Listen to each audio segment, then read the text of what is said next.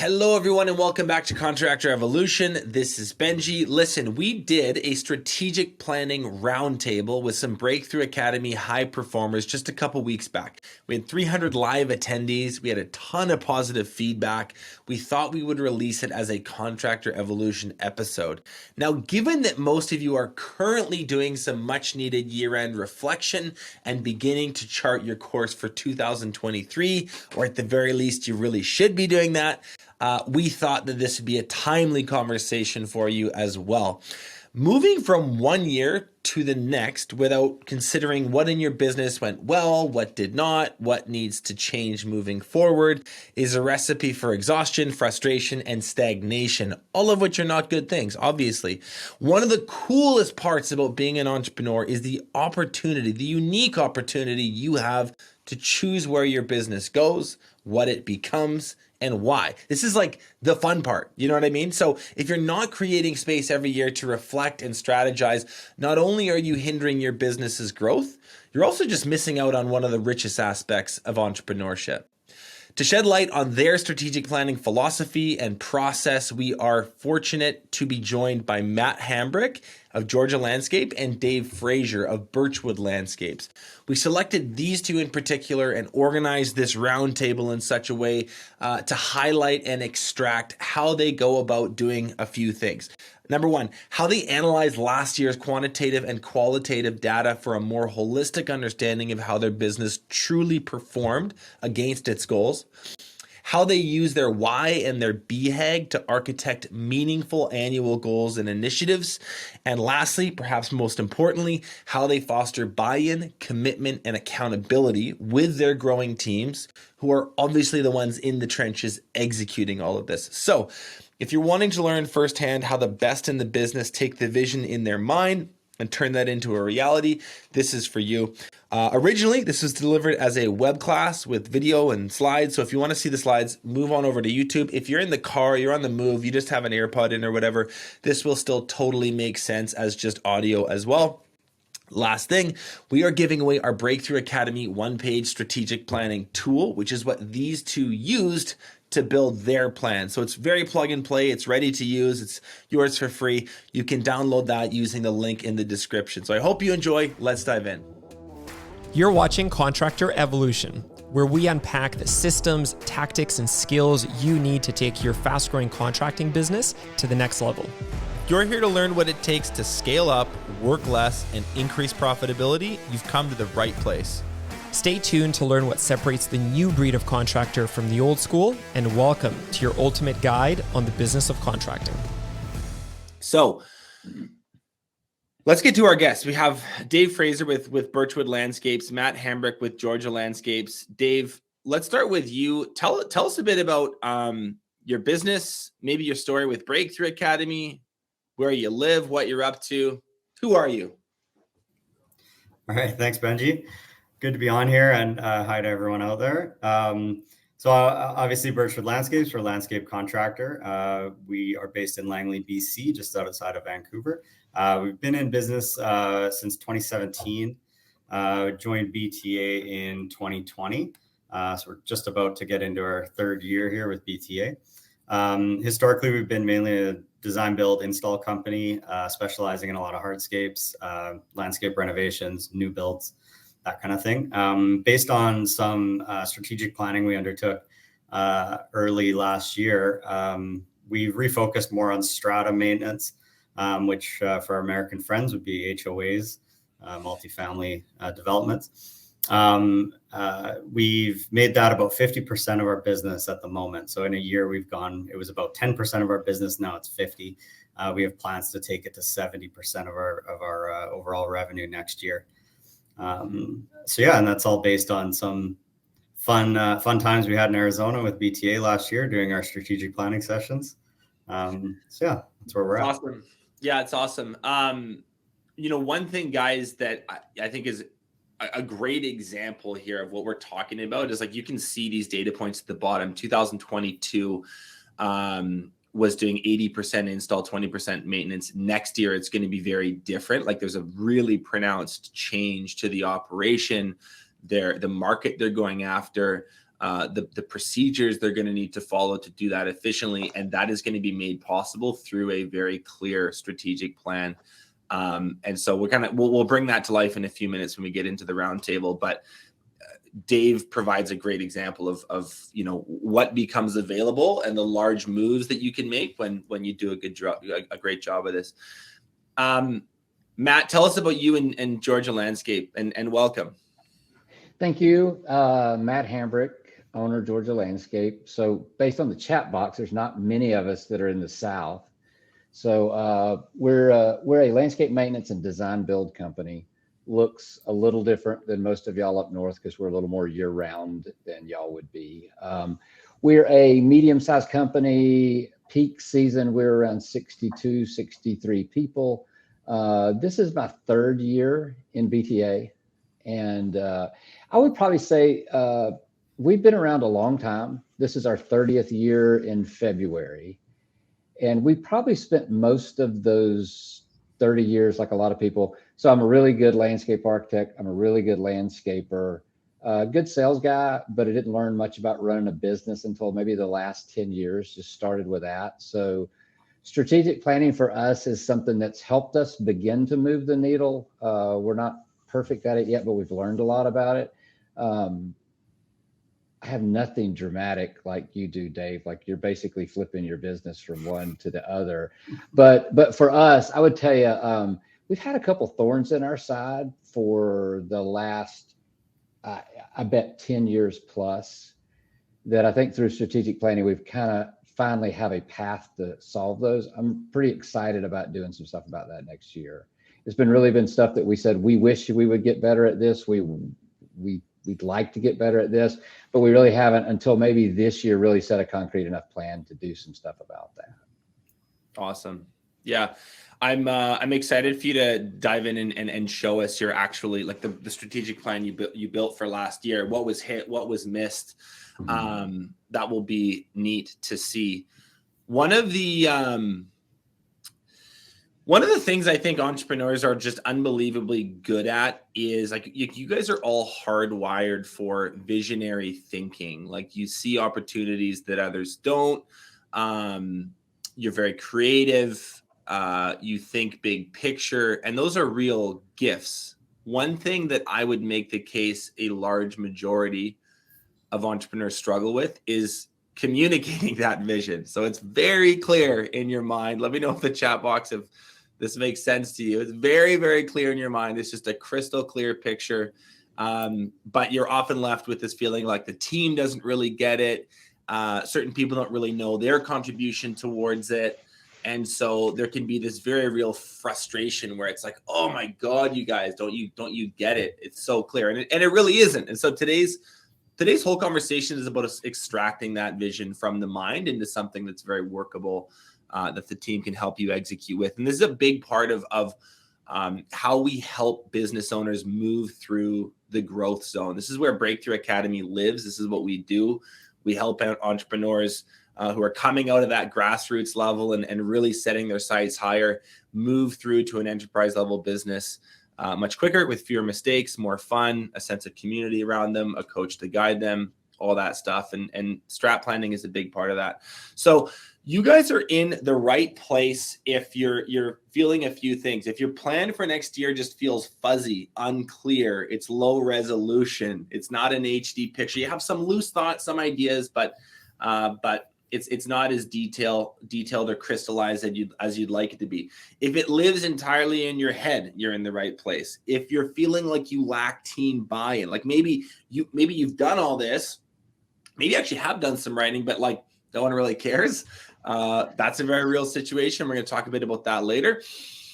Or if you have shoved the plan to the back burner many, many times over, and it's one of these, I'll get to it next month, I'll get to it next year type things. Now, I want to hear from you guys. So I'm going to actually just keep my eye on the chat box here because this is a great question. And there's 300 people in here. So I think we're going to get some interesting answers. What's the biggest move that you want to make in your business in 2023? What is that thing that you're like, I think that we'd be way better off over the long run if we did X? right? Like what is that implementation item, that new market you want to expand into, that new key role you want to hire? Maybe it's a system or a piece of technology you want to implement.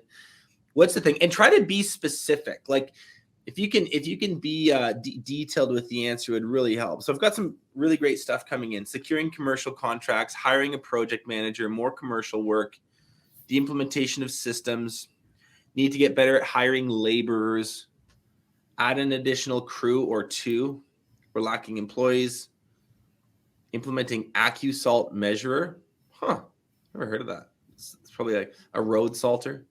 Hire a salesman, move into more government contracts, long-term stable employees with good experience. There's like some great stuff here, guys. Really good stuff.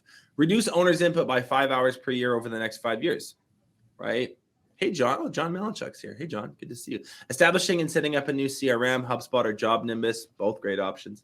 Okay, I can't read all these. We don't have time, but these are amazing. I want you to hold this very, very front of mind as we go through today. And I am also there's a 2-part question. I want you to answer this on the heels of what I just asked you.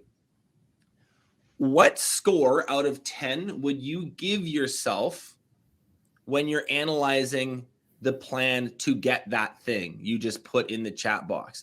Is it a hope or a dream, or it's just kind of like wishful thinking? That would be like a 1 or a 2 or a 3. Or is it like, no, I have this dialed in with the people I'm going to need, the resources required, timelines established, some accountability systems in place to make sure this happens? Give yourself a report card when it comes to this. And the realer, the better. We got some 1s. Yay. Some 2s. Good. We got some 7s. We got some 3s. We got some 2s and 3s.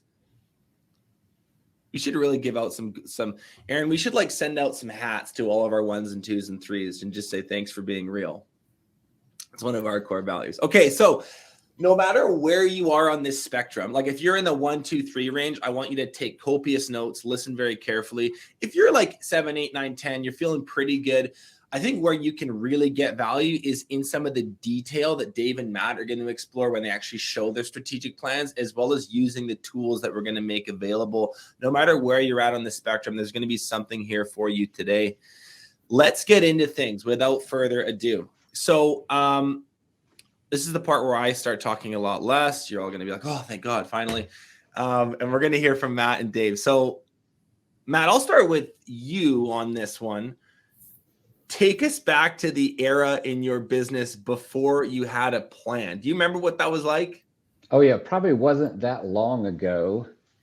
And I'm not sure I want to give you my score on the 1 to 10 scale too, by the way, because it's still pretty critical. I thought about some stuff. So we had a good month if we sold some stuff and we got some work done, if we felt productive. If we got to the end of the month that we had money in the bank, that was good. If we got to the end of the month and there wasn't much money in the bank, things were bad.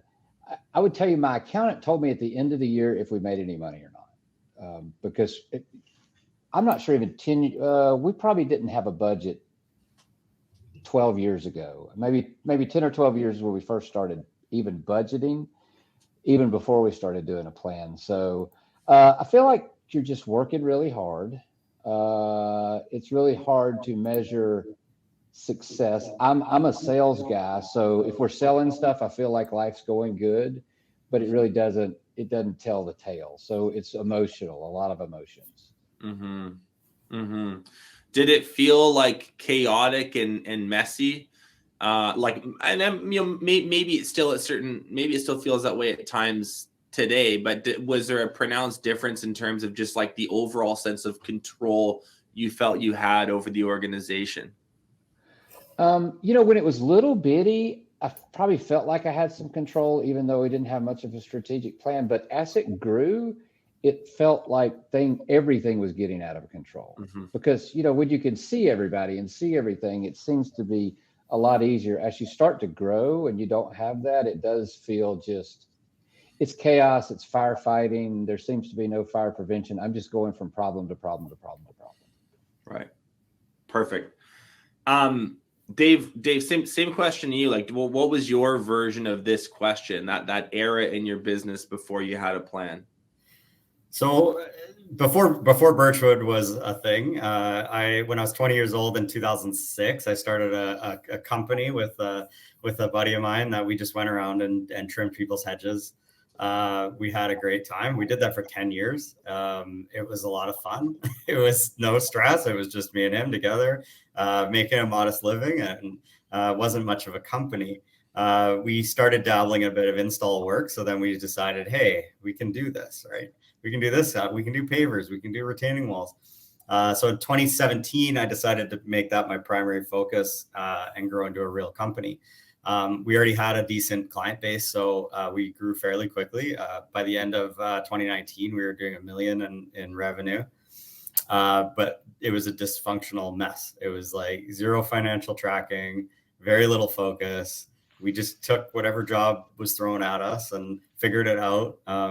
I remember watching YouTube videos on how to build a deck before going into my first deck building quote. And it was real fly by night for $1 million company. And I had no idea what we were making money at, what we weren't. I knew we were doing okay, but overall it was, I couldn't tell you what stuff was actually producing and what stuff wasn't. So I joined BTA 2020 after that 2019 year. And the first time I did a strategic plan with BTA, it was rough. It was, I had no data. I had to guess on almost everything, and I got most of it very, very wrong. But I look back on it, that first plan was probably my most important one because it gave me insight into what I needed to track and what I wanted to track and what our goals should be moving forward. So going through that first year in BTA, I just gained so much insight is the best word for it into the direction our company needs to go and what we need to track in order to make sure that we're staying on track. So, yeah. Well, I just wanted to, I didn't mean to interrupt you there. I hope I didn't. There was two things that really kind of shone through on both of those examples. Like both Matt and Dave are kind of saying the same thing about when the business is really nascent and really new and fairly small, like the need for this is not that obvious. Maybe you write some numbers on a poster and say, we want to sell, $300,000 worth of whatever this year. It doesn't need to be all that sophisticated, but as your company grows, which it inevitably does, because you do good work and you work very hard, the need for this infrastructure becomes like very palpable. Like you can really tell. And I feel like that's just such a common theme with all the stuff we talk about at Breakthrough Academy. Strategic planning is one thing, but you could say the same thing about your financial controls, about your organizational structure, about your recruiting and hiring systems. There's just so much that needs to evolve with your business. And what's, I think, a very real experience is the business grows first, and then you're kind of catching up with the systems after. And the other thing that you just said, Dave, is like, it's rough at first. Like your first time at this, it's not super accurate. You're kind of making some educated guesses. It's not going to be perfect. And I would just say to everyone on this today, like when you go in, if this is your first time trying this, like take it easy on yourself. You're not going to nail it first time. You're going to be making some educated guesses. There's going to be some spots of this system. Like, I actually have no idea what to put here. That's totally fine. Something is better than nothing. And like a lot of things in business, this is a skill that develops over time. Year one, there's some question marks. Year two, you're getting better at it. Year three, you're pretty dialed at this whole process. And if there's any BTA members in the chat box attending this, maybe you can just let us know if that resonates with you, where it's like really hard at first. I've had three rounds of this. I'm getting a lot better now. I want to ask you guys a question about your process around this. So, Dave, what is how do you focus and build a detailed annual plan? Can you walk us through what you reflect on, the data you review, how you carve out the time to do this, the actual build out process of the one-page strategic plan? Take us through it. Sure. I mean, based on our market and our business doing landscaping in Vancouver, we do get a lot of slowdown in the winter time, which works out well for us. I have a lot more time and flexibility in the winter months. We do snow removal, but anyone who lives in Vancouver knows that that's not very often. So I shut down the whole company between Christmas and New Year's for 2 weeks. And that's when I always do my annual plan. And I break it up over a couple days. I like to do a big review of the previous year, go over all the plan from last year and how it evolved throughout the year, what we did well, what we didn't do well, lots of drivers and restrainers on those things. So I'll spend 1 day doing just the review. Then I like to shut down and then start up again the next day with the planning for the next year. It gives me kind of a fresh start. I can digest everything that I've gone over. And yeah, those sessions run about 4 to 6 hours each, I would say. Mm-hmm. So, and you could break it up even further. It's not it's not an exact science. It's just getting the time to do it. Right. Mm-hmm. The biggest thing is just focus. I shut my phone off. I disable email notifications. I need to do that in order to focus and not get dragged back into the day-to-day stuff. So, do you feel like you like literally have to use a different part of your brain for this exercise than like your day-to-day management part of your brain? I don't know if that question makes sense. Like you need a clear-headedness. You need like a big picture thinking thing that I feel like is so hard to access when you're just stuck in the grind. Absolutely. Yeah. I mean, I'm a little bit more out of the day-to-day now. So I tend to do a lot more strategic thinking now just on a regular basis. But definitely it's a different, we'll get into it later when we talk about my team meetings and things like that. It goes to your team too, to when it comes time to implement it with your team, pulling them out of the day-to-day stuff is huge, because it's very easy to get distracted and bogged down in what's going on right now. Mm-hmm. Mm-hmm. Matt, sorry, Dave, was there anything else you wanted to add to this? No, I guess the other thing I was just going to say is having objective data is huge. The preparation, you asked about the preparation of it. Mm-hmm. It's just getting the data. So that's why the first time you do it, it's tough. But learning what stuff you need to track and what stuff you need to look out for really helps. Like my strategic plan starts, it's 12 pages long. And 6 of that is the review, 6 of that is the plan. So I go 6 through 6 pages of numbers and things that I'm looking at, KPIs that I want to know to get more insight on how the year went. Mm-hmm. Mm-hmm. I think that review and reflection stage is a really, really important one. And if this is your first time doing it, you may not have as large or robust a data set to look at as you would a few years into this. But anything that you can find, even stuff as simple as just like, what was my annual revenue? What was our success ratio when it came to selling? What was our average job size? Anything that you can get in front of you will give you some foundation to make some more informed decisions about next year. So, as you guys will see, when we get into actually showing the plans, you'll see these are extremely detailed. They contain a ton of numbers. And that's definitely the direction we want to move in over time. Matt, same question to you. How do you focus and build a detailed annual plan? So we tried to do this before BTA, by the way. This guy gave me this book called Traction. Probably a lot of people have read it. And we sort of did it just like that. And it wasn't terrible, but we wound up with no prep, like you were talking about, Dave. All the getting the data to have ahead of time. We didn't have any of that. So we wound up with a bunch of pie in the sky goals that really, if we hit 25% of it, that was really good. So it felt kind of cool in the moment, but it just didn't work. For us, I think the prep starts long ahead of time. We do track some numbers at our weekly meetings that are our key KPI, some of our key numbers that we track.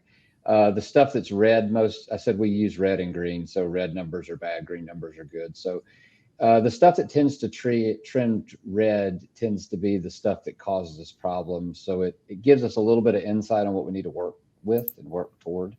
Benji, y'all have us do in BTA this strategic plan prep sheet, like a review. Yeah. Okay. It's horrible. So I'm going to sell BTA really well, but it is so tough because it takes a long time to go through it. You got to put a bunch of data into it. I usually get halfway through it and then I say, oh God, I really need. But I get to the end of it and the analysis piece is worth every minute you spend. So it's time you should be, it's tough to make you do it. Having a coach that sort of pushes you to do it's a big deal. That's helpful to us. So we do a lot of prep ahead of time. I do a lot of prep ahead of time. I go spend a weekend by myself before we do our strategic planning meeting because so I don't do well in the office. If I'm trying to think strategically, I need to get away, get my mind clear. So I'll go do that. And then we do a 2-day deal with our leadership team, which is just 3 of us. We do a couple days, we get off site. I mean, I know a lot of people do it on site. We are too distractible to do it on site. Dave, you were talking about phones. We will have our phones, but we keep them face down and don't check them until we have breaks. One of the biggest things to prep is the people that are in the meeting with you, they need to do a really good job of making sure that your team can operate for 2 days without you. Because if you're trying to deal with a day-to-day and you're trying to do this and people are calling you all of this stuff. So there's a lot of hard work, I think, that goes into it just to make sure that you can have the time clear. I do think that's a really big deal. I think we did that better this year than we ever did, although we probably still didn't do it perfectly. We get off site. We do not spend the whole time in the office or a conference room somewhere that we rented. We started this year. One of my big thorns in my side is landscape care quality, landscape maintenance quality. So we're pretty good, but we're not consistent across the board. Our 5-year BHAG, big goal is to have that really great. So we actually did a field trip. There's 2 or 3 places in Atlanta that have stunningly great maintenance. So I took my key people down to these 2 or 3 places, visual. Hey, this is in 5 years, this is what all of our stuff needs to look like. This is the goal. So I think it helps us. We're visual. I'm a visual person to have a visual goal from that. And then we do spend a lot of time. We look at it like if you took a map of a trail or something like that, hey, this is where I want to be in 5 years. Dave, I think what you said, that the data and the analysis is the X on the trail where you are today. And our job is to figure out how to get from that X to our goal. And we get very general on year 3 and 4 and year 2, but year 1, we get really specific. We set steps and things that need to happen. Everything that needs to happen, we call a rock of some sort, but it's got an owner, it's got a date that it's due, it's got clarity around exactly what's supposed to be formed. And we try not to leave that session until we're 100% done. We finished it. We try not to have homework when we leave there. I find that if we don't detail all the items and all the to-dos for everybody, it might take 3 weeks before we get back to that. So if we could do it before we leave, we do treat it as a work session. I think that comment you just made about the 3, 4, 5 year time horizon being very general, not super detailed. There's probably a bit of a vision that you have for where you want to be, but you're not super rigid in terms of like the exact, decimal points. Whereas on an annual basis, it is that detail. It gives you some flex where it's like medium to long term. This is where I'd like to be. There's some wiggle room in case the market changes, my priorities change, the team evolves, some unexpected stuff happens, which if you've been in business for any time at all, that is a guarantee. But over the short term, it becomes a bit more rigid. And when we dive into these plans in a sec, you're going to see exactly what I mean. Okay, here's a great question, Matt. I'll go to you on this first. And I'll set this up this way. You just mentioned, I peel off for a couple of days to get my mind right. Maybe it's like a cabin in the woods. Maybe it's like some secret lair that you go to really think strategically and build all this stuff out. Now, I've had this happen to me before where I go and do that. And you spend a couple of days just really in your mind and building this thing that you're super excited about. And you come back to your team like a grade schooler at show and tell, and you're like, look at this cool thing that I made. I'm so excited, aren't you? And then everyone looks at you and they're like, sweet man, I'm glad you had a couple of fun days. I'm gonna get back to work now. Like, there's a buy-in thing that really matters here. That's hard to do, especially if you just kind of unilaterally, in a very top-down fashion, make this. So there's, I think, a few different solutions to this problem, but what have you found effective when it comes to fostering team buy-in? And by that, guys, what I really mean is like having a team that's excited and committed about this plan and these goals, rather than just a group that goes, huh? So that's the question. Matt, we'll start with you. How do you foster team buy-in? What we've done is we've not done that very well historically. I think we've gotten a little better at it. So what we try to do this year is we put our, BHAG, I found that nobody on my team knew what that was. So big, hairy, audacious goal. So 5-year goal, where we're going to be 5 years from today. We put that out there to everybody on the team, and we did it repeatedly. And I think there's two things that we tried to do with that. So why it's better for the company for us to get here and have all these things, but what's in it for me? So I do think that unless there's Benji, if you work for me, unless there's something in it for you, I mean, it might be great. You might want to be part of something.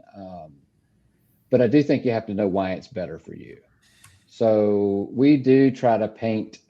I'm an illustration guy. I'll do a whole lot of imagine if you had half the number of client complaints, what would your day look like? Imagine if you didn't have to go put out fires from all this stuff because we were doing better quality, what would your day look like? I do a lot of that. I'm a stupid illustration guy. So this year for everybody before this, and as we were laying it out, I've got this little sheep hunting illustration. I'll dress up in my hunting clothes and my backpack and go through the whole deal, which is kind of silly, and it makes me feel very, very self-conscious. What are they thinking as they look at me? But I've done that a couple times, and I think if you're repeated with it, but there's a hey, it's going to be hard. You need to understand it's going to be hard. There's a cost to this. But there's a big benefit for all of us, and you in particular, if you can just endure a little bit of discomfort, work a little bit to get to here. I think the other thing is you got to tell everybody where you're going, why you're going, over and over and over, because if you're just doing it top down, it doesn't help. We asked all of our team members, starting with our field team members, we laid out our BHAG, our 5-year goal, and we said, okay, give me 2 suggestions that you think would help us get there. What should we do to help us get there? So we got input from everybody. Amazingly, we got some really good input from some folks on stuff that we hadn't even thought about, that weren't self-centered. Hey, I'd like to make more money. If you paid more, we could do better, but really good stuff from folks. So I think that the what's in it for me question is an important one. And if for those of you that like this challenge really resonates, where the team buy-in thing in particular, I would really try to, in your communicating with the team, either when you're talking to them as a group or you're talking to individual contributors one-on-one, it gets a lot easier when you frame the strategic plan in terms of their world and their pain points and what they go through on a daily, weekly basis. And that's what he means. That's what Matt means by the what's in it for me question. Another way to put it would be like, I like to think of like the salesmanship of leadership. Like when you're in a position of power and you're calling the shots, a huge part of your job is selling ideas to your team the way that you sell contracts to your clients. Like you do need to speak to their pain and like he just said, start with why. This is why we're doing this. This is how it's going to make your life easier over the long run. I realize it's going to take some extra work this year over the short term, but look at this picture, this image, this exciting new version of our work life that becomes available when all of this gets done and we make the commitment. The The other comment, and I saw someone ask this in the chat box, so I think we'll just answer it now because it doesn't take long to address, is who participates in strategic planning, right? So one of the ways that at Breakthrough Academy we kind of solve this is just we make strategy for everyone.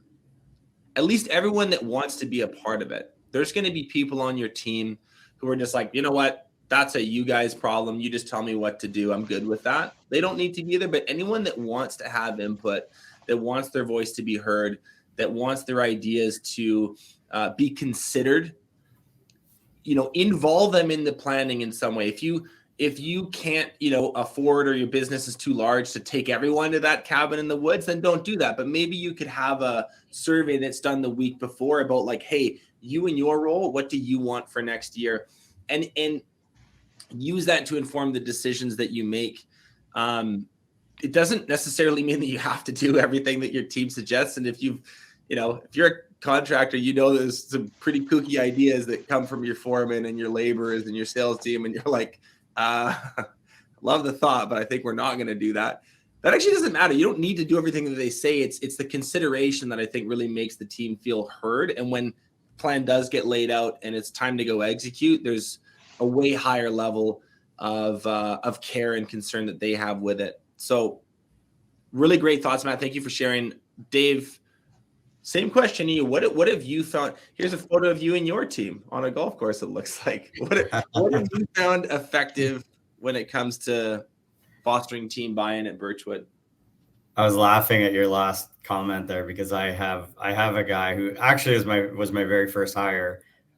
He comes to me almost daily with these crazy ideas for everything, from tools we need to buy to new protocols. And at some point you're just kind of, yeah, great. I'll think about it. But he keeps coming up with them. And 1 in 20 are good, I'd say. Yeah. 1 in 20 is a slam dunk. 19 are not to be taken seriously. Yeah. I think a lot of what Matt said, I agree with completely, where repetition and inclusion are two big things, including your team in whatever decisions you can. Like I was just saying, you can't just, have every employee have their input, be like, okay, we're doing that. But there's ways to show them the plan, get input, things like that, while still maintaining that leadership role and being like, okay, at the end of the day, it's going to be my call. But I want to hear everyone's input on it. It can be awkward the first time you approach your team with new ideas or strategic planning. But if you push a lot of things often and repeat, it'll start to sink in. Matt was talking about the BHAG. I have a similar idea around core values. We reference our core values all the time, and it becomes a theme in the company where guys are shouting each other out for core values on site. I've heard them quoting our core values on site, and it's good. It does sink in, even if they laugh at first, even if everyone thinks it's just a bunch of marketing lingo, but it works out if you're repetitive and if you include them. It's hard for them to focus on the big picture sometimes when they're worrying about what they need to do today. So that's where I was going to talk about our staff meeting. So I really like our monthly staff meetings we do. It's one of the meetings that we do. We meet up in a boardroom once a month in the morning. We serve coffee and breakfast. We spend 2 to 3 hours with the whole team. I have a much smaller company than that, so it's easier to get everyone into one boardroom. But it's a hard rule that we do not talk about current projects or tasks. We don't talk about what's going on today or this week. It helps them keep on track with big picture thinking. It's a structured meeting. We use a slideshow. I've modeled it after our BTA meetings that we do. I'll review core values. We showed each other out for demonstrating them. Then we go into the strategic plan. We discuss it. What are we doing to push towards those goals? What do we need to be doing? Another fellow BTA member, had a thought that, what do we keep doing? What do we stop doing? And what do we start doing? And that's important to think of those three things. Like starts, stops, and keeps. Yeah. Yeah. That will. I mixed up the order there. maybe we'll get into that and when we actually show the plans. That's a great little like framework. It's like something that we need to start doing because we're not doing it, something that we need to stop doing because it's making our life hard, and something that we are doing that we want to continue doing because it's awesome. Sure. We often add those to the one-page strat plans. Sure. Sorry to interrupt. No, where are okay. you going with that? I like doing a theme for each meeting too, which is usually something related to our current goals. So in the spring, one of the themes might be recruiting. When things are busy and hectic and everyone's stressed out, it might be team satisfaction, where we will sit down and talk about them and what they're getting out of the company and what they want to get out of the company. And we just have an honest, in-depth, open conversation about it. And again, it's like not what job is going on this week. It's only big picture stuff. I think that's a really interesting rule that you've implemented about not talking about, because that's just so easy to do. It's just so easy to whine about like the client that you're stuck on who's a pain in the ass. Because exactly what happened. Totally. First couple meetings, it was like the first half hour of the meeting was them just chatting about what they need to be doing that week. And I get them into that mindset. I want to ask a follow-up question on this. What has this level of involvement, both with the creation of the plan, but then also you're saying on a monthly basis, you're getting the team together to talk about stuff, talk about bigger picture stuff. Have you felt a difference in your retention? Something that everyone is talking about right now is the labor market, finding employees, and then there's as much noise about keeping employees. People come, but they go. It's a revolving door. Have either of you, maybe I'll start with you, Dave, but Matt, if you want to comment on this too, feel free to chime in. Like, have you noticed a difference in terms of like the level of like long-term, like people are now committed to some degree to what you guys are doing because they're creating it with you. Have you actually noticed a difference in your ability to keep A players, attract more A players? Like that's another component of this, is just like really your employer brand and your ability to team build when this is done well. Any thoughts on that, Dave? Yeah, I mean, absolutely. Like you just said, I'm really proud of our retention. You talk about BHAGs. My BHAG is to be the most sought after landscape company in my market to work for. It's not the most profitable, not everything else. I've always thought that if you create an environment, as contractors, the only product we sell is skilled labor. I mean, we don't make something to sell. They're the most important part of the company in my mind, and keeping them happy is important. I go too far with it, admittedly, where I will I try and be too good to them maybe sometimes. I don't know if the right word for it, but I'm really proud of our retention. I have someone that's been with me since he was my first hire, and I have several other people that have been with me for 5-6 years. And those are my leadership team, and they are really invested. They really care. And it's we can get into it, I think, later on. We're going to talk about it, but the open book management is a big thing, involving them in at a deeper level into the business is good. You're always going to have people come and go for various reasons. But it's good to keep a core together, like a successful sports team. Yeah.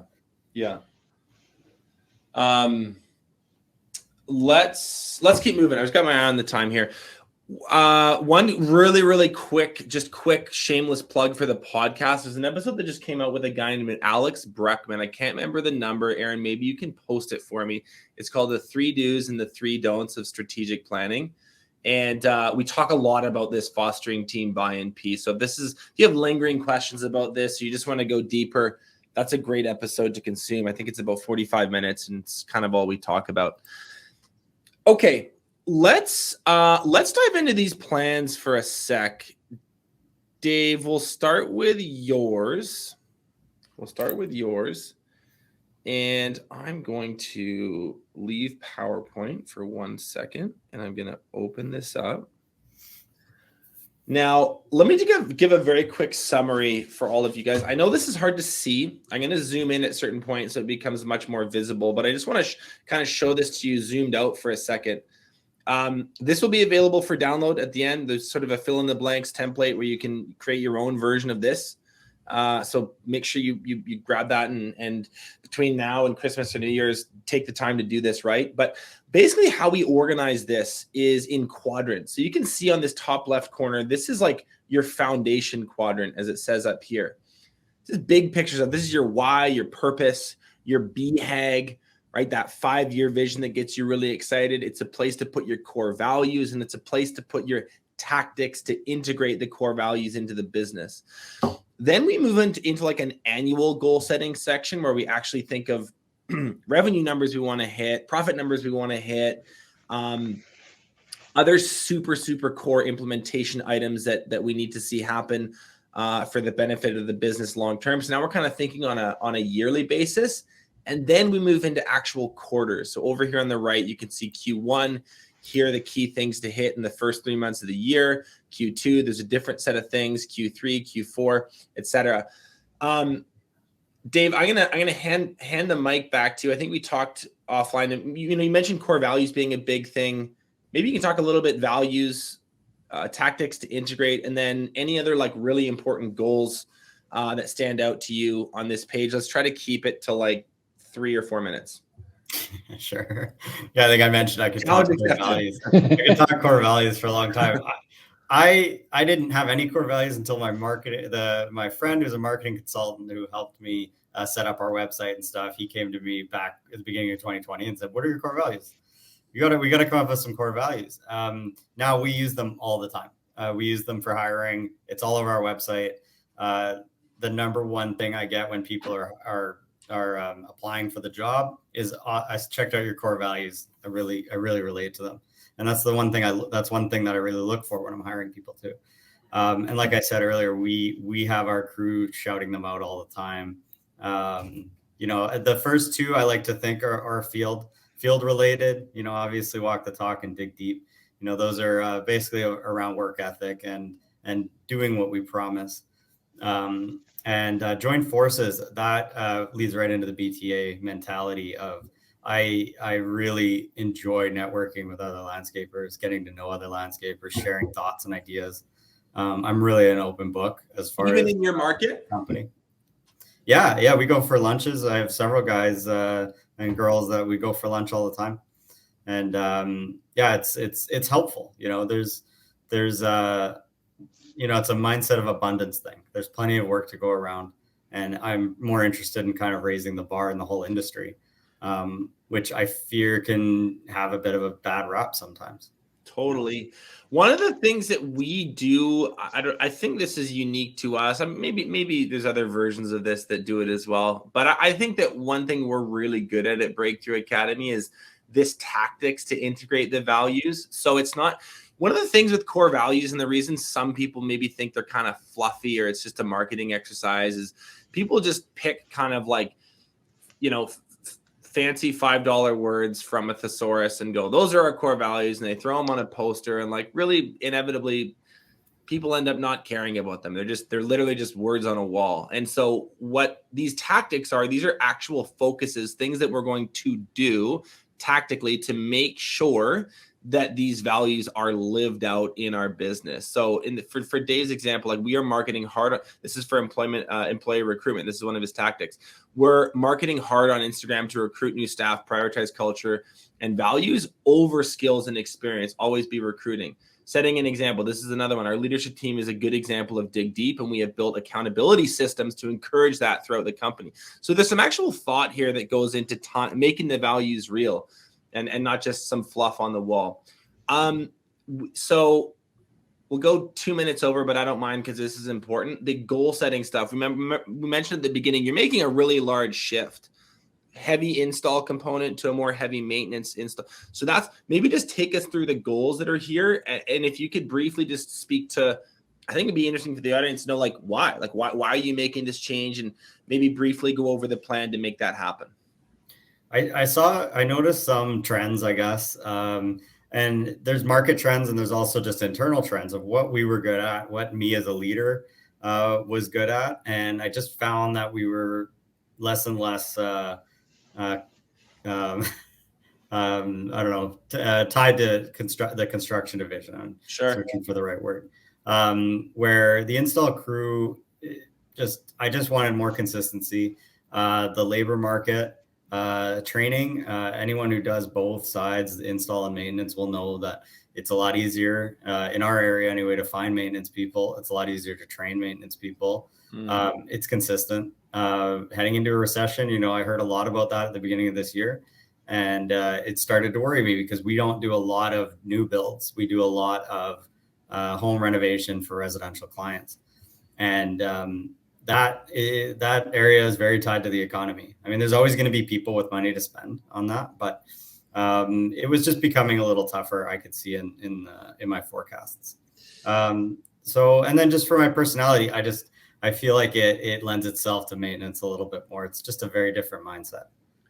So guys, I hope you're getting all this. Like, this is really just really smart entrepreneurial, like operator thinking. Like, what Dave is saying is, hey, there could be a shifting market. I'd like to be a little bit insulated from new construction because historically speaking, that's the one that tanks.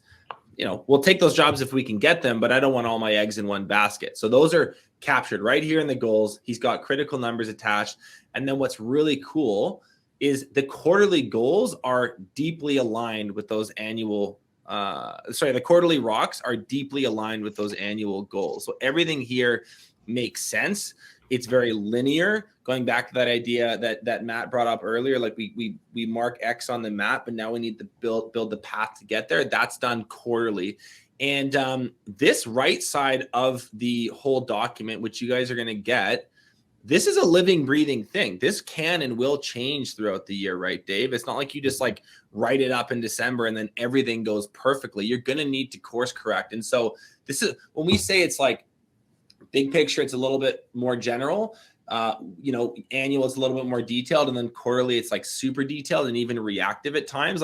This is how we take large, grandiose, big visions, big ideas, and break them down into manageable chunks that the team can now help us execute on. Any just closing comments here on your strat plan, Dave? No, I mean, you just captured that. The only other thing I wanted to say is that I do consider it a living document.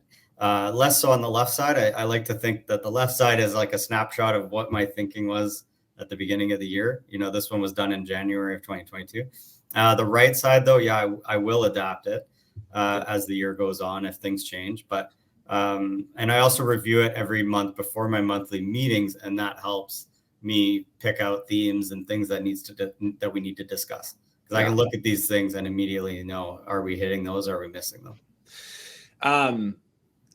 Guys, this is really cool. In the note of collaboration and like raising up the industry, this is, I don't know. I just want to appreciate the moment.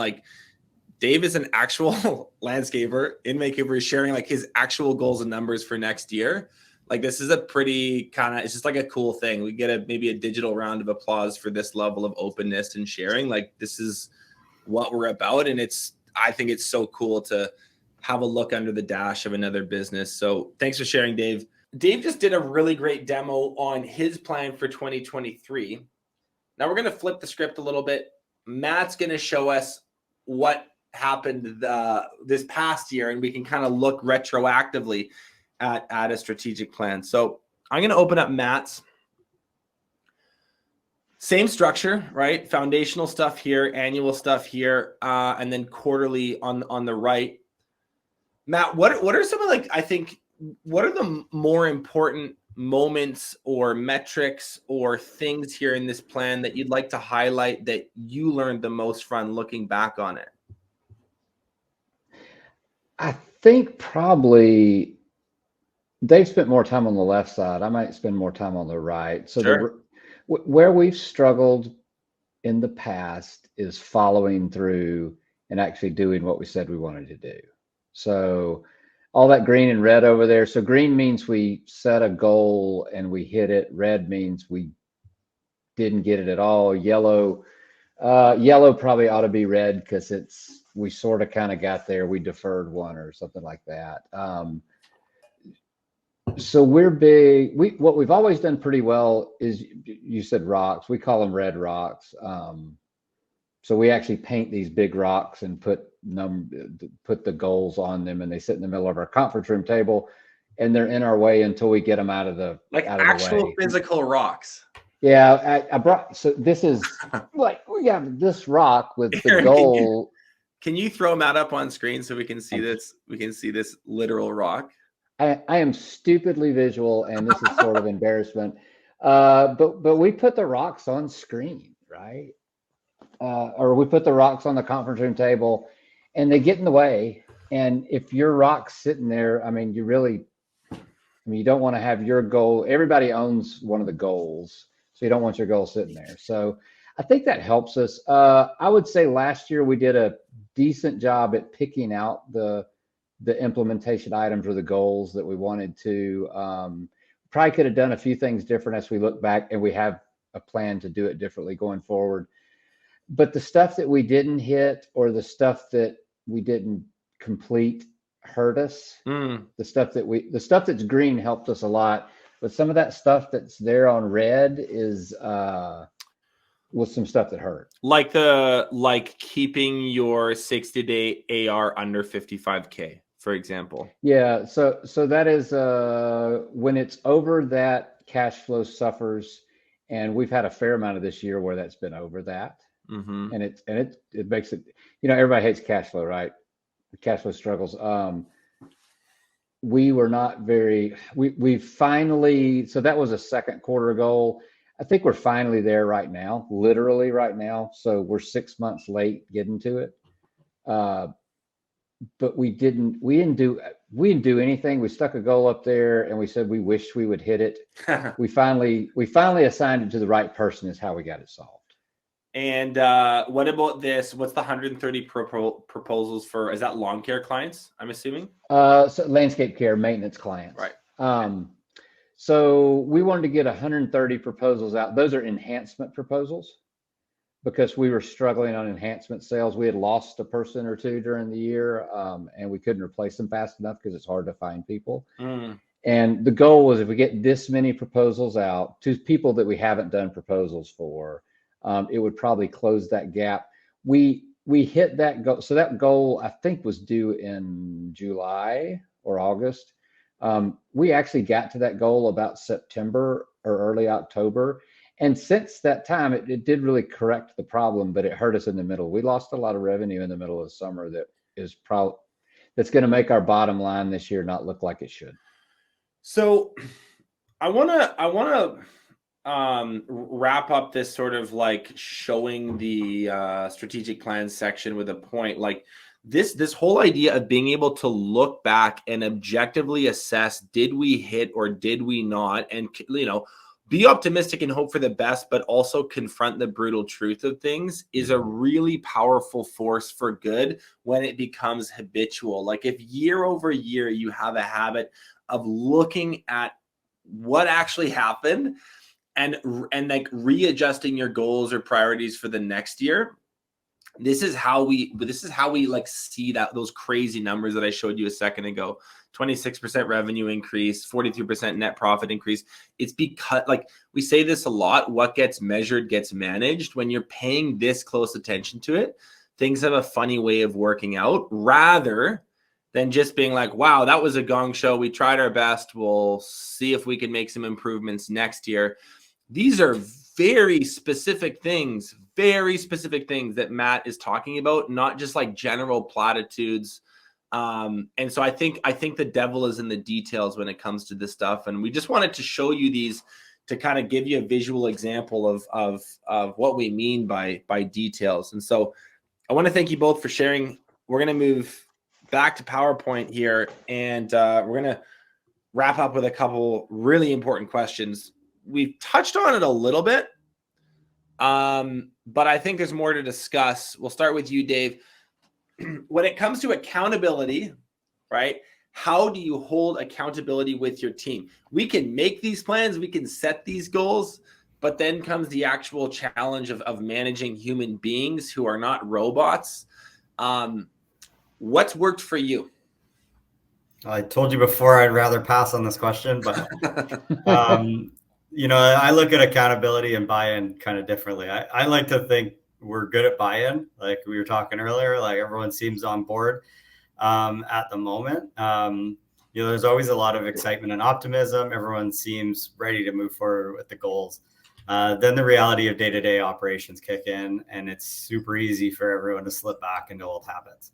So that's probably the hardest part for us of this whole process, is then being able to hold people accountable for sticking to the plan. We can build the plan, we can get everyone excited about the plan, but then it's preventing everyone from just drifting away from it.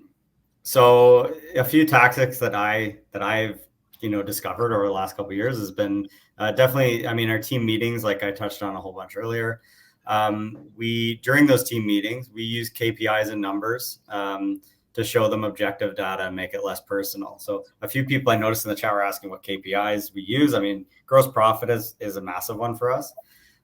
Sales ratio is another one. Return on investment on marketing, that's not necessarily a fieldwork one, but we really like to track our lead sources, and figure out what our ROI is on each lead source. Those are important KPIs. I also look at overhead percentage of revenue. That's a big one for us. In the past, I've let our overhead creep up with our company trips and things like that. It can get up there pretty quick. So those are some of the KPIs we use, and we try and use those, the objective data, to make it less personal. And then we hold open discussions about it. If I've noticed things have gone off track, or we'll have a good discussion about it as a group, instead of just going after one person or one group of people. It's everyone kind of discusses it. We talk about drivers and restrainers. So if something goes well, what are the drivers behind it? That's more important than whether or not it went well. And same thing on the negative side is, if we didn't hit a gross profit goal for a month, why? What are the restrainers there? And I talked earlier about open book management. I know this won't work for everybody. Like you said, Benji, before, I think it's a polarizing thing, but yeah. I've always done it, and I like it. I make all my financial statements available to anyone. Most of them don't really they don't really, care about it that much. But the higher level managers and things like that, they really do, and they can see how the changes that we make can impact things. So, I think there's two really important points I want to highlight there. When it comes to accountability, it's very difficult to hold someone accountable to a line that you never drew in the first place. The one thing that we haven't really talked about today, but we do on other roundtables, is one thing that Dave would do, and you should all consider this as well, is he is very detailed employment agreements for his staff with clear KPIs, so that when someone is onboarded to be a technician, to be a foreman, to be an office manager, whatever, there's clear results that need to be delivered. So that's the expectation setting part. The second part, which makes it a lot easier, is he has really good visibility into the data. So it's not a feelings and a subjective conversation. Well, I think you did this, and then she says, well, I think I did this.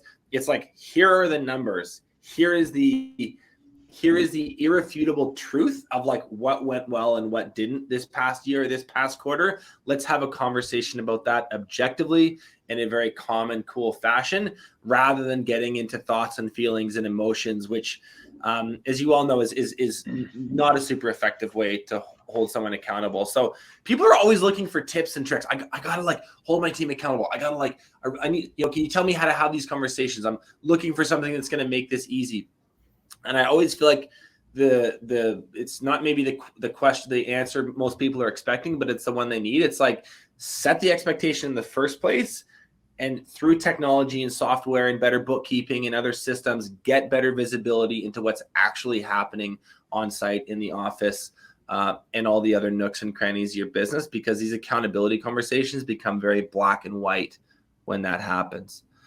Matt, to you, how do you hold accountability? I, like Dave, would like to pass on this question. I sat down with a new account manager for lunch the other day, and he goes, yeah, when I first got here, everybody told me you were really easy and nice. And that's kind of been my rep. So I want everybody to be happy.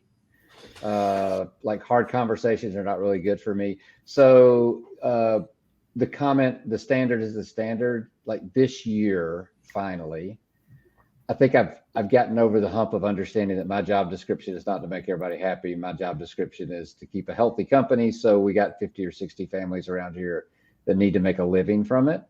And if I'm worried about making one person happy, that doesn't work. So I've had to get a lot harder, which is tough for me. But I have, and we've seen some better results from it. So I think that's probably number one on accountability. Number two is, so we do GSRs weekly. We have started that about 1.5 years ago. That's a BTA thing. So GSR is just it's a meeting where we do a quick check-in with your director, whoever reports to you directly. You do a one-on-one quick check-in with them, how they feeling, what are they proud of, what do they need help with, that kind of thing. We go over their KPI, so their main numbers, their results for how they're doing, and either 1 or 2 goals that they have for the coming week. And then we'd meet the next week and we'd go, hey, how'd you do on your goals? And we'd cover those things. Most of our accountability comes in the GSRs. We have implemented that across the board for all our management staff and all our office staff. We're about halfway through our leads, our crew chiefs, crew foremen. Having those, we do a tailgate version of that. I think everybody needs to know where they stand. Everybody needs feedback, good feedback and bad feedback, because you really shouldn't get surprised because we had to let you go. I mean, you should know there's a problem long before we ever got to that point. And I think those two things, like I said, being firmer on it and just having to really set a standard and hold people to it, and then doing it through GSRs seems to be the most effective way for us. Yeah, it's good. You'll notice, guys, like both Matt and Dave want it passed. The true answer is, like, this is always a work in progress. I think that everyone has this image in their mind that, like, other contractors or business owners are like orders of magnitude better at really holding a line. And the reality is everyone struggles with this. Nobody finds accountability conversations easy or fun. But they're a necessary skill, a necessary muscle to develop. Let's quickly answer this final question on the slide. There's a bunch of Q&A piling up that I want to get to as well. Matt, advice for owners struggling to find the time and space to implement this. So my staff struggles with taking the time to do the stuff we need to do because we're so busy doing all the crap we got to do. So we have this illustration.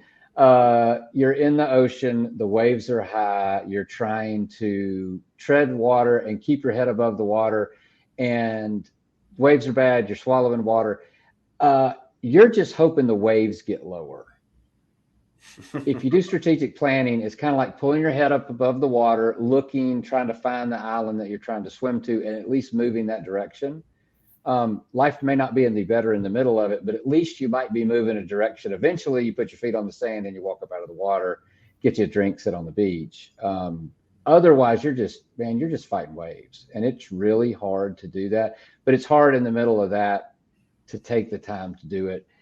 We always used to say, I don't have time to do that. The best way for me to be effective is to work really hard at selling stuff or getting stuff installed or something like that.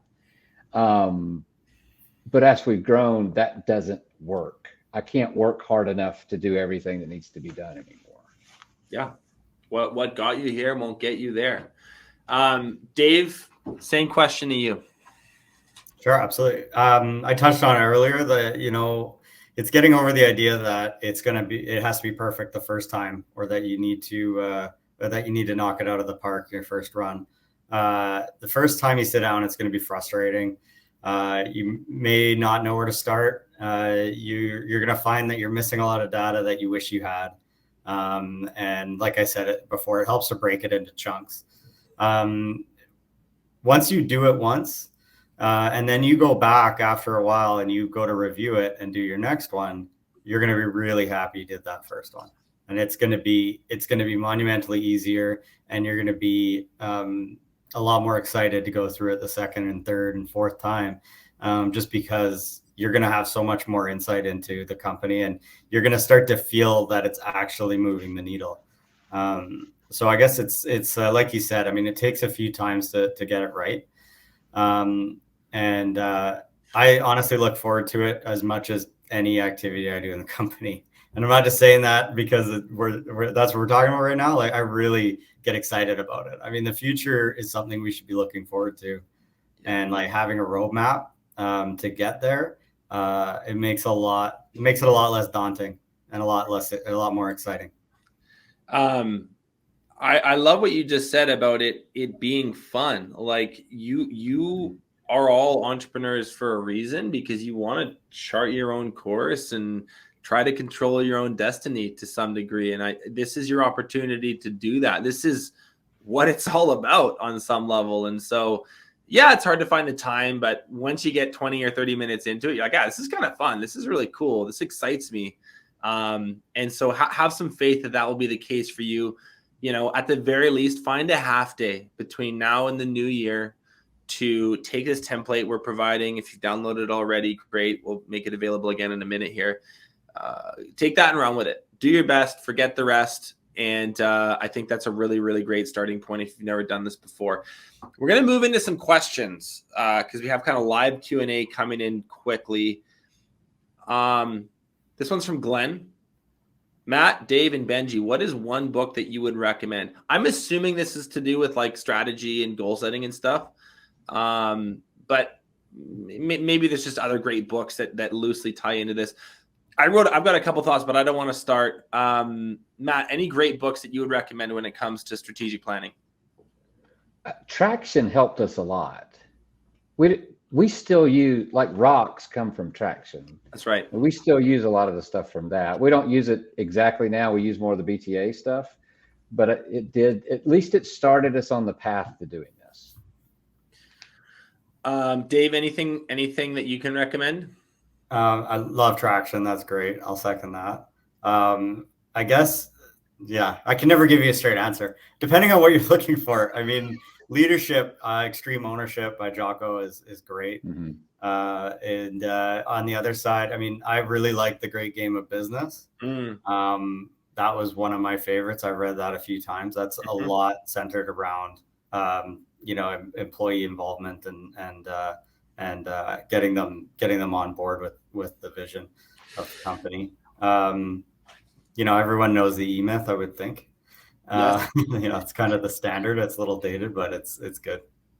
So 2 books that come to mind for me that really have to do with this subject matter in particular. One's called The One Thing by Gary Keller. It's really popular. Maybe we can post that in the chat. The other one is called Vivid Vision by a guy named Cameron something Cameron.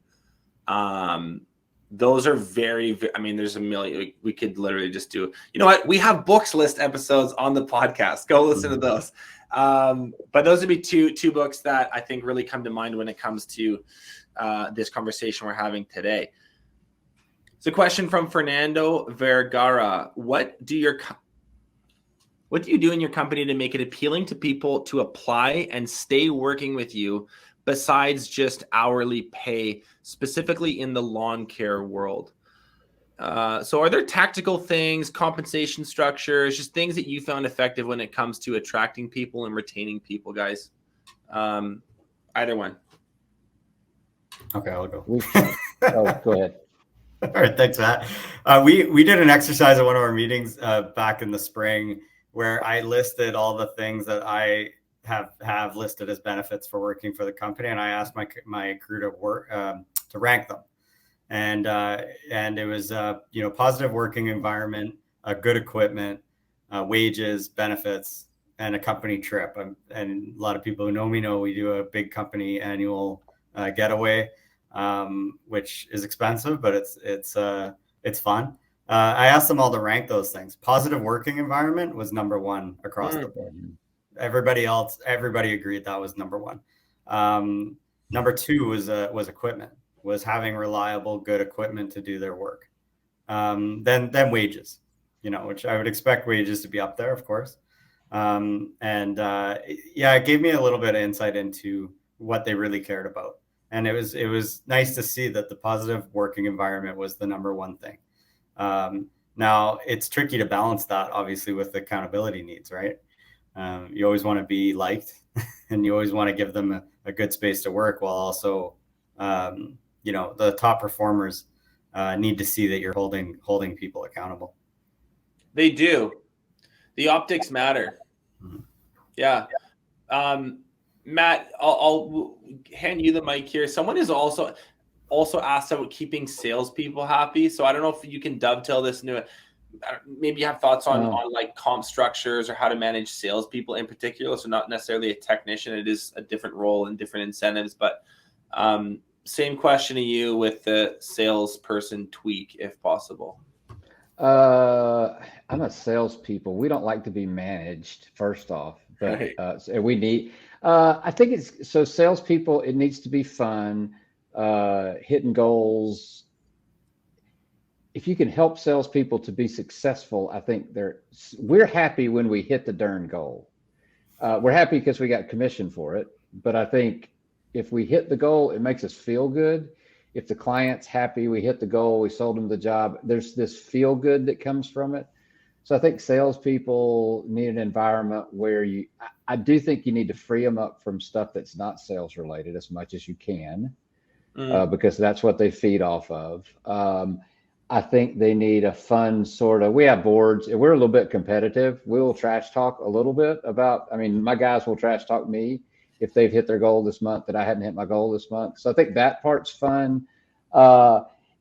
If you put salespeople in a position where they sell something and we don't deliver good quality and their clients aren't happy, I think salespeople get sour really quick. Right. So I think doing good work helps salespeople to feel better and want to stay here. Question from Nick Pott. This is a good one. Hey, Nick, good to see you.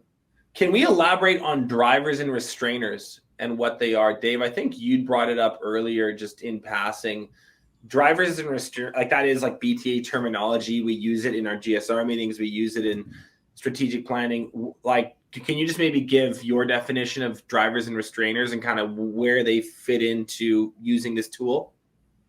So yeah, the way I look at it, they're just explanations of why a number or a KPI or any other thing you're looking at is happening. So if your gross profit is lower than your goal, when there's something restraining that, and I spend way more time on drivers and restrainers during my review process, less so obviously in the planning part, but in the review of the year, I will just take a number, something that is either above what I wanted it to be or below, and I'll write out paragraph of why this is the way it is.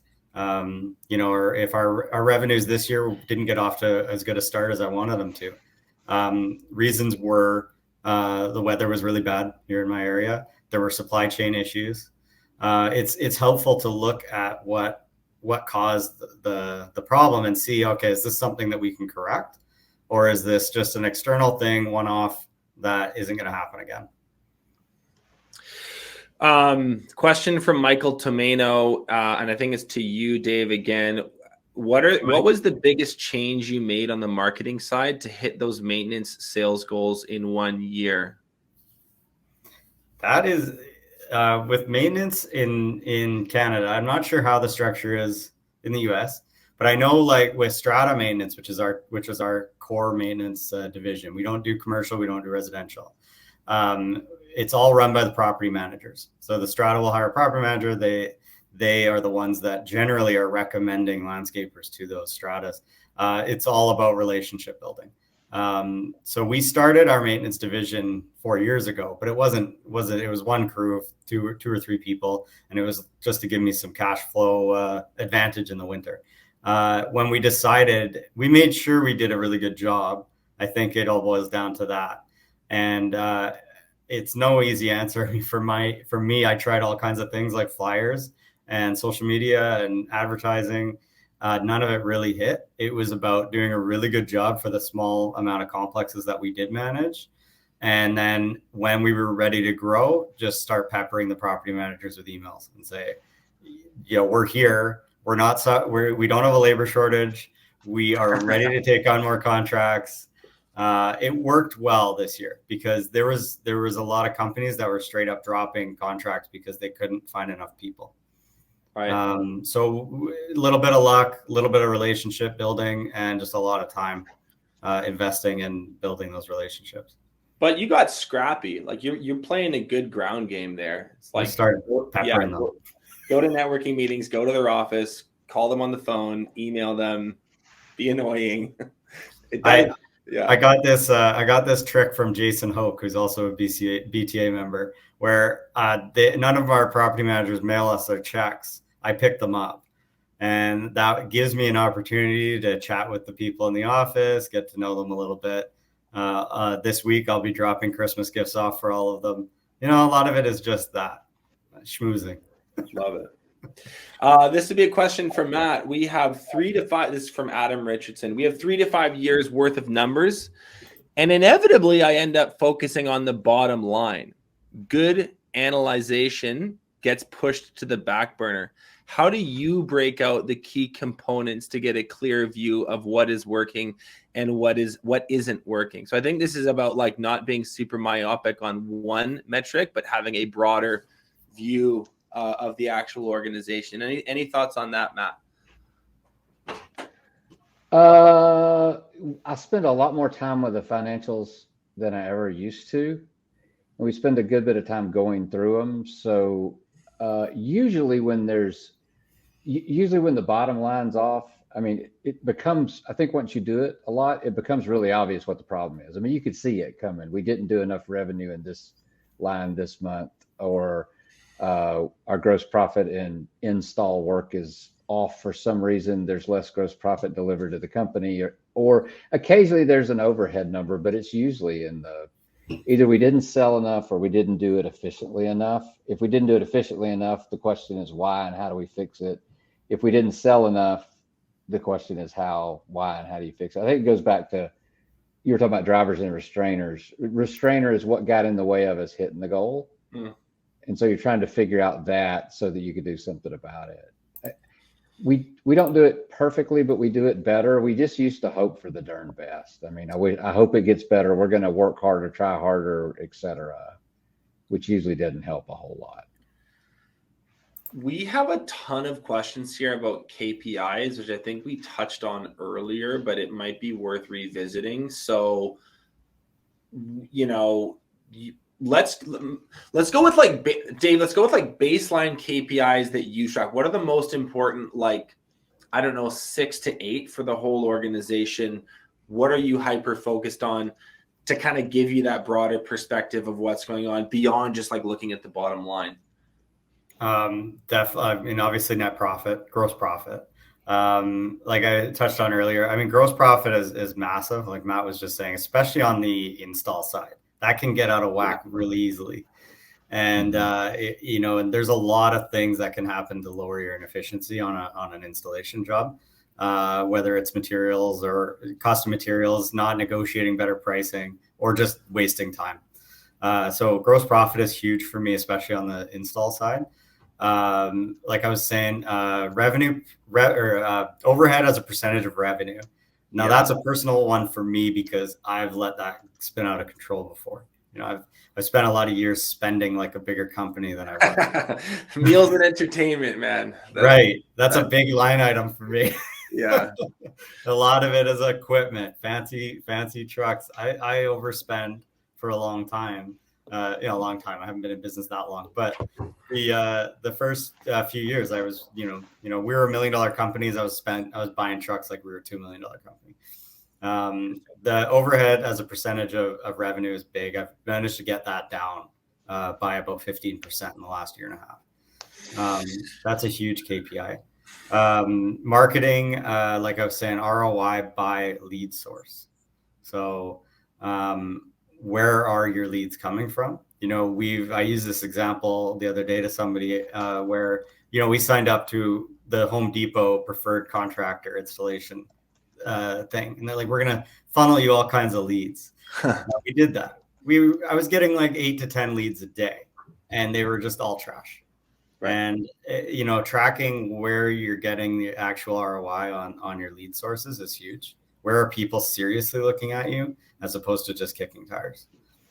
Yeah, that marketing ROI is huge, and I don't think most, I think the average landscaper out there probably not tracking, what they're spending on this channel versus that channel and how much revenue each of those channels is generating. Even at Breakthrough Academy, there's certain things we want to learn more about, which lead sources for us work better than others. But just even a baseline, like, hey, I spent this much and I landed this many jobs, is like a great place to start. 2 more questions and then we're going to wrap. What role, Matt, I'll ask you this one. What role was your first big hire when you were starting?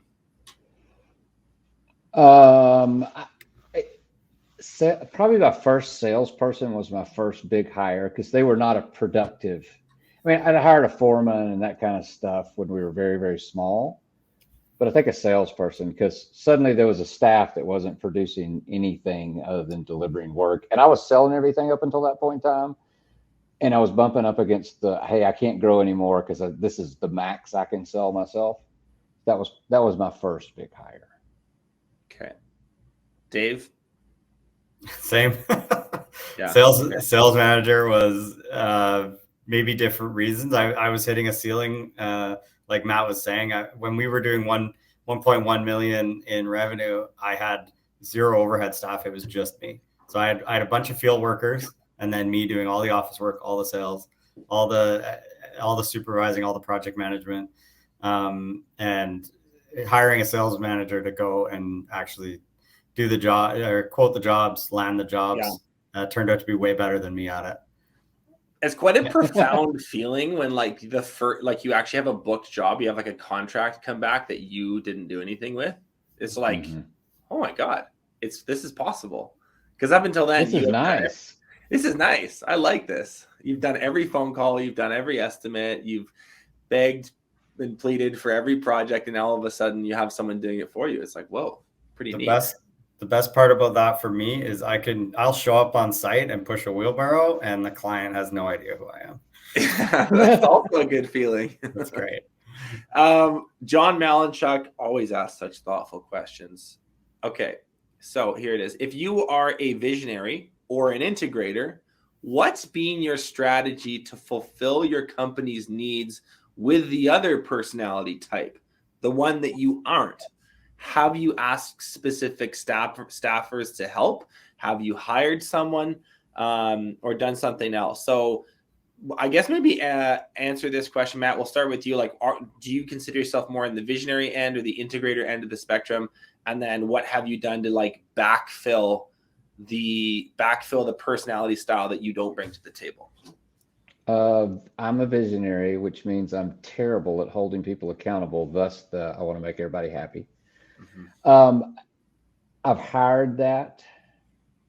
Probably in need of a really good one right now. We're in process of looking and negotiating that because I think that's such a key. I can do that kind of stuff, but I'm not great at it. It exhausts me to do it. Yeah, it's hard when you're not good at it. So I think that's probably getting that person in here or promoted is probably the biggest thing in our way right now of everything else we've got going on. So you're hiring it from the outside and bringing it in. Dave, what about you on this visionary integrator question? Yeah, I haven't given it much thought. I'm definitely on the visionary end of it, I guess. But my sales manager, like I just mentioned, I mean, he's a little bit more on the opposite end. So we do balance each other out pretty well. But I've never really gone into it with that goal of finding somebody to balance things out. Maybe just fell into it a little bit, but yeah, it's an interesting thought. Definitely something I might want to consider doing. How are we doing for time? 11:40. There's one more short question. We'll just do this one. Mike and Janine Brown, is having a sales team critical? We only have 3 workers, including the owner, and my other half handles everything else. So the answer is it depends, Mike and Janine. It's really all about like the size of business you want to run. If you're good at that stage and you're like really happy with that setup and that feels like the right size and the right balance for you, then you probably don't. But if you wanted to get to 10 full-time workers or 20 or beyond, there will come a point where there's only so many hours in the day to do estimates and do phone calls, and hiring a sales team will become necessary. So as a small business, probably not. You can handle it yourself. As a big and getting bigger business, it should absolutely be on your radar. And there's a bunch of there's a lot of really, really good Contractor Evolution episodes about building a sales team and what to look for in salespeople and building hiring funnels, etc. So go check out that resource for further information on that. Okay, it is 11:41. We're 11 minutes over time. I can see some people logging off, and I don't blame them. We've been going for a while. This has been a really phenomenal conversation. One more time, I just want to mention, if you have not downloaded your resources today, you do that on this page, trybta.com/2023. We'll put it in the chat box. There's the pop-up on screen again. If you haven't done that yet, go do that before we sign off. Get that strategic planning bundle with the tools. And if you like, book a strategy session with us and let's chat. Same thing goes for LMN. If you are CRM shopping right now, get on a demo with them and their team. Phenomenal product. And I want to close just by saying this, or by asking this of you guys here. Dave and Matt have carved out their precious time to do this. You know, we prepped for an hour on Monday. They've shared like a ton about their business and how they do things and their numbers. And like a lot of business owners just frankly aren't that generous. So if you guys all in the chat box that are still here, if we could do like a virtual round of applause and just thank our great guests for their time and their input and their wisdom today. Give us some love in the chat box. And Matt and Dave, thank you guys so much for being here today. Thank you. My pleasure. It's been fun. You guys have been awesome. Thanks so much for watching this episode of Contractor Evolution. If you've already subscribed to our channel, consider sharing this episode with another contractor who you think needs to hear it.